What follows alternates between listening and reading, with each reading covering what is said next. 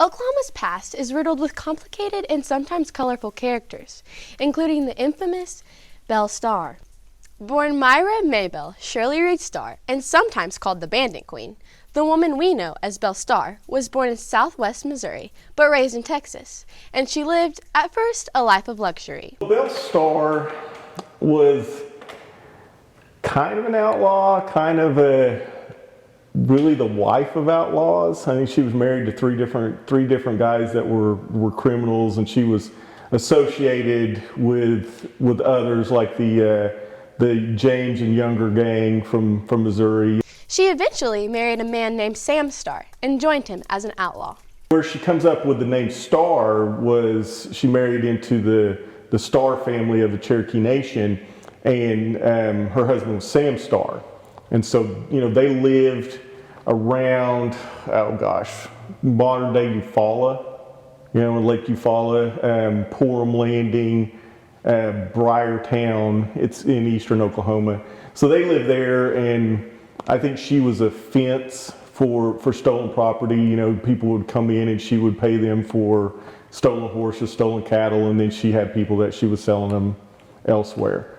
Hidden in rural northeast Oklahoma is one of Belle Starr's hideouts.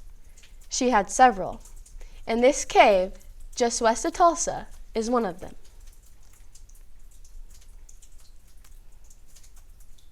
As the legend goes, Belle Starr and her gang sought refuge in this cave after robbing one of the local banks. Belle Starr was never convicted of a crime and went on to star in Wild West shows. Historians disagree over whether or not she ever truly turned her back on the life of crime. After Sam died, Belle married again, and this marriage to another bandit would prove fatal.